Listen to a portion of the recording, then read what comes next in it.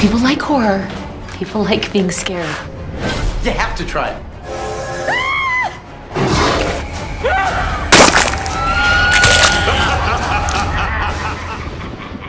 All hail the king. Hello everyone, this is Justina Bonilla with Latin Horror, and today we have the privilege of interviewing Keith David, an actor with one of the most recognized voices in horror. While he's best known for his roles in the iconic John Carpenter films such as The Thing and They Live, we're able to speak with him today about his role in the second season of the wonderfully gory anthology series Creepshow. Thank you for being with us. Hey, thank you for inviting me. Glad to be here. So I wanted to ask you about the original Creepshow movie. What was your favorite segment of that? The ghost host. I just loved all those introductions, and he became sort of charming for me. You know, I looked forward to when he came back on camera to go. He gave it such an authentic comic book feel. That's what I liked about him. And that was my favorite thing about it is, you know, it's like graphic novels, the way you know you have, you know, your favorite cartoon character, you know, or comic book characters come to life, you know, on screen. It's like, that is so fun, right? You know, I mean, it's not something you see every day. I mean, it's different. Like when you're a kid watching cartoons, Mm-hmm.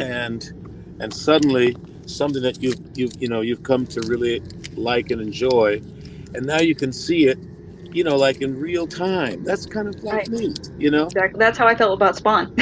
All right.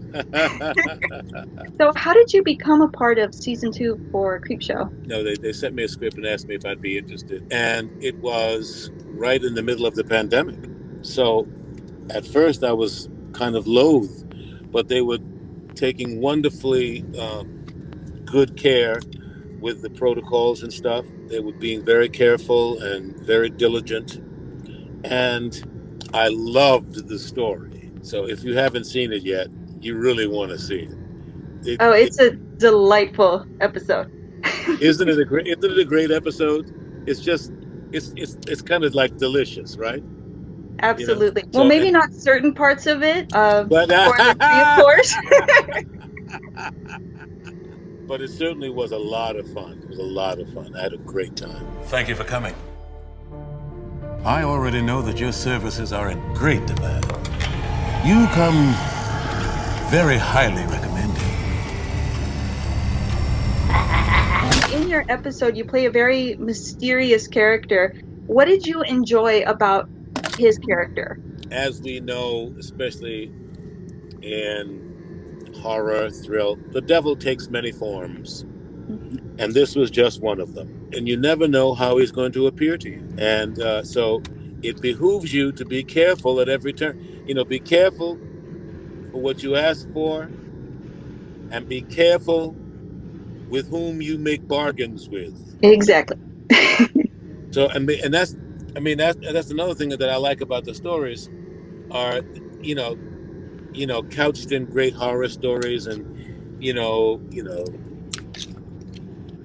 situations that are kind of outrageous and paranormal and all that stuff.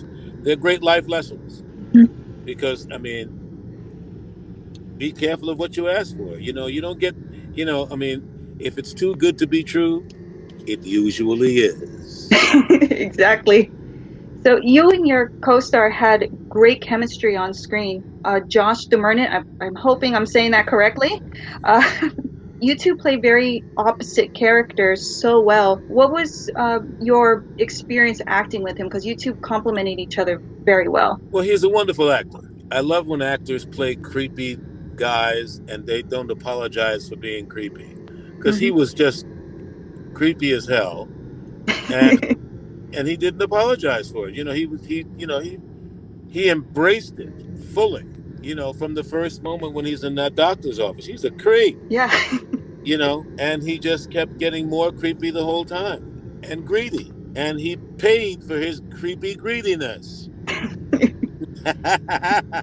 Exactly. And do you have a favorite scene or that you liked acting in or that was most memorable for you in the episode?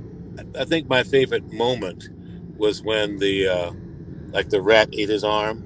Mm-hmm. Because the bugs were they were like sort of wonderfully old school, but right on time. I love Creepshow because it's a great throwback to when we used to really celebrate horror, like Chiller Theater. Speaking about all those little critters, I'm gonna naturally assume that the rat was your favorite. The rat was my favorite. Okay, because I saw an interview. Greg Nicotero said that one in particular really freaked him out. Right. You would think a man who's known for making thousands of zombies would be afraid of one little critter. It was like, oh, whoa.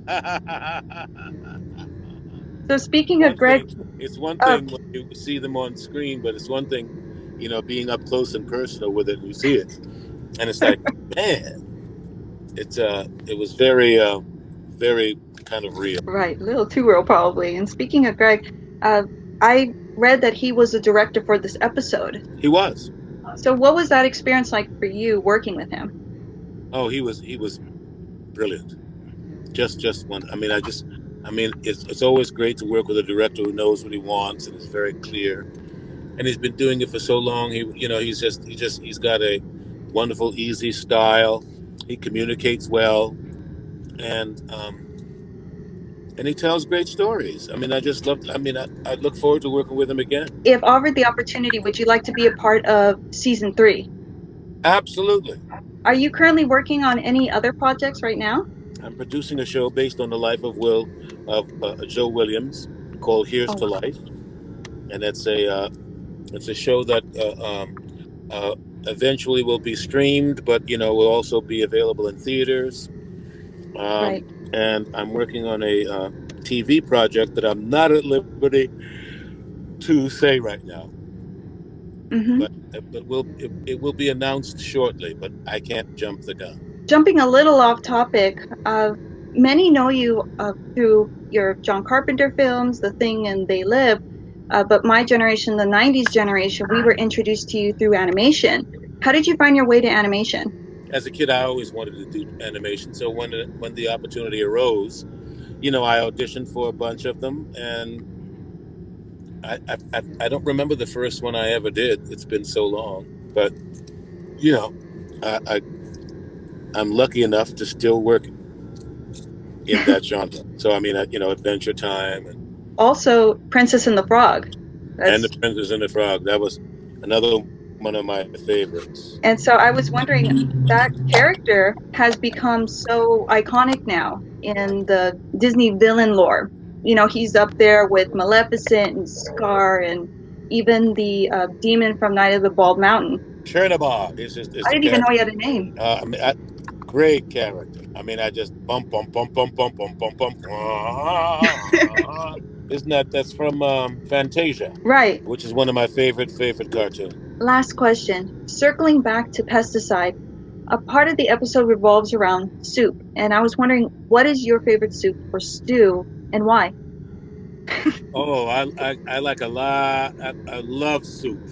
And green split pea is one of my favorites. And I love a goat soup. Oh, okay. That sounds interesting. I'm going to try it out now. Check it out. You'll like it. Today's guest has brought us something quite special. What the hell is that? Thank you very much. Thank you for coming. Anytime, man. If you want to do anytime, it again, yeah, you're one of the coolest actors.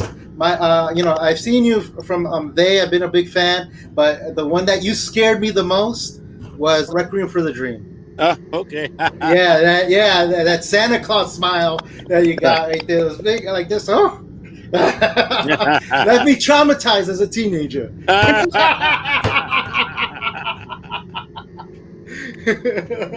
All right, man. All right. Thank you very much for being on the show. I appreciate you. Okay, man. All hail the king.